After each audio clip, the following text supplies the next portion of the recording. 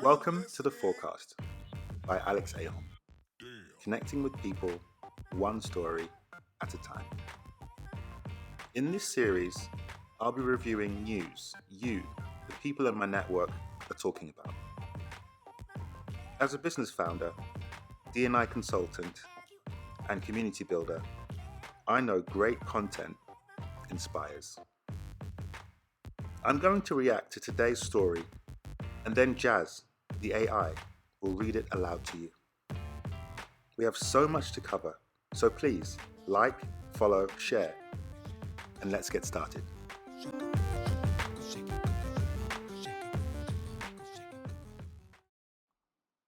So this episode is an article I know really well. It's one of mine. For those of you who don't know, I love sport, and football in particular. I played for many years, and way back as a young teen, the connection with Adidas started. Our paths have been crossing ever since. I try to live at the intersection of creativity, confidence, and collaboration. That's where I feel I get the most and give the most in life. Perhaps that's why I came up on their radar. I've been doing a lot of public speaking and gigs, panels, often talking about inclusive hiring, what it takes to be successful, and equality and equity in leadership. At the time, I was growing my startup, and I had a lot to say on the future of work. I still do. Adidas invited me to produce a series of articles that support ambitious people. This is the first one I did.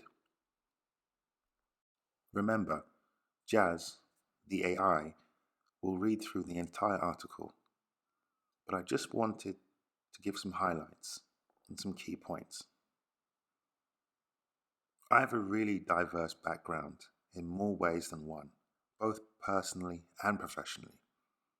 I feel that gives me an advantage and some fantastic experiences. Tell me what your advantage is or your superpower. So, the first point out of 3 in my article is about difficulty or challenges. I've been saying to a few people that I mentor informally that things don't happen to you. Sometimes you can frame it as they happen for you. Hard times test us, but you have what it takes 99% of the time. You have what it takes to pass or learn from the test.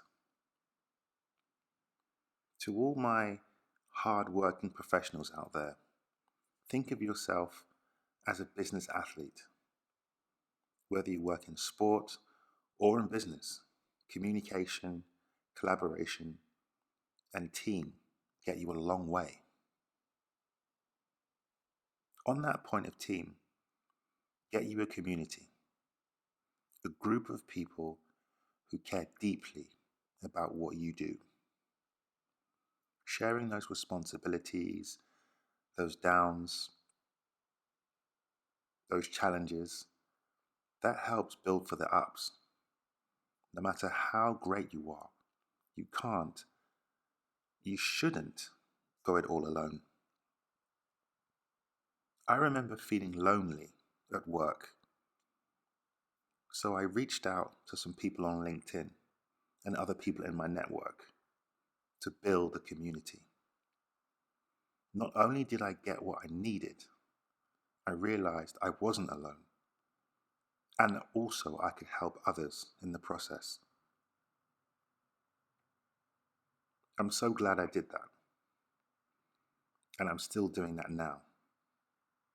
I've got one more point to make, but I'm going to let Jazz cut in here. I think I've been talking for way too long. You'll hear from me again just after the reading. Here's Jazz. Want to build a successful work environment of the future? The traditional office no longer works for most people and has become the obstacle to productivity, creativity, and a happy workforce. I'm focused on creating a work environment where people can be fulfilled and remain in love with what they do whilst becoming better at it. That's the workplace of tomorrow. Over the past 5 years I've been active in the future of work and work-life balance discussions all over the world as the founder of Shared, my co-working space. Here are 3 things I've learned on my journey to living and delivering my entrepreneurial passion.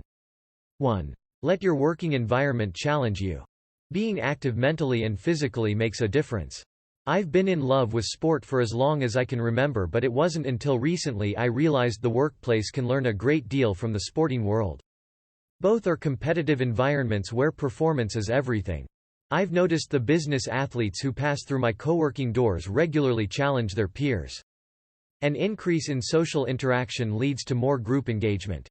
People in Hamburg often take public transport or walk to work, but now we're seeing a growing number of co-workers taking their bikes and cycling in together. This athletic inspiration has helped me adjust my work mindset and transform the office from just a place of work to an environment for much more. Change it up a little. Try biking to work with colleagues and leave the car parked at home. Copyright Getty Images. Co-working is not just about providing 4 walls and great Wi-Fi. Think of it as a chance to be part of something greater than just yourself alone. It's a community of creators, entrepreneurs, freelancers, startups, consultants and remote workers who develop networks of like-minded people to reach out to when needed. Relationships naturally develop over time, but being part of the office football team or running club can boost these connections. A co-working environment can help build strong connections inside and outside of the office. Copyright Getty Images. 3. Allow creativity to flourish. A progressive work environment doesn't need clock in cards.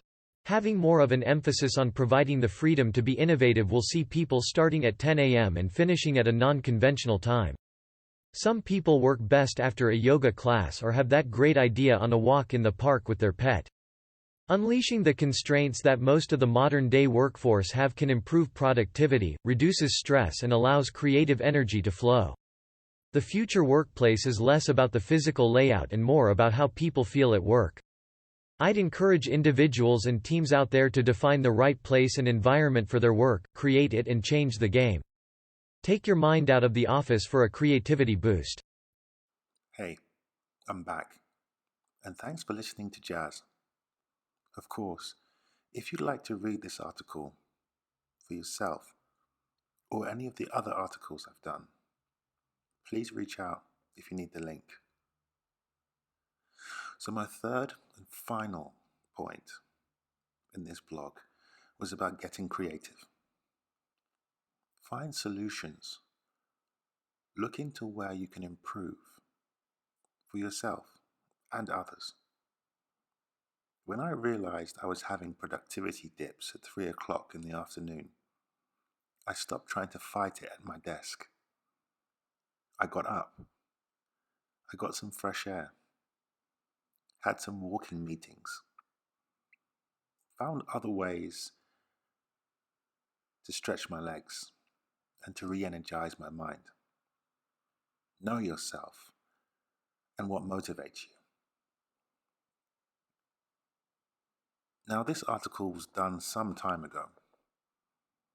I've been consulting and advocating remote and location-independent work for ages. You see, it's more sustainable and equitable. At the same time, studies show workplaces that are flexible and inclusive in culture are happier and more innovative.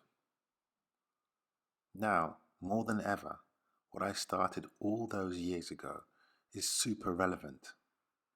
If anyone listening is changing workplace culture, investing in D&I, struggling with the effects of COVID, or just wants to make purposeful communities, don't hesitate to call me.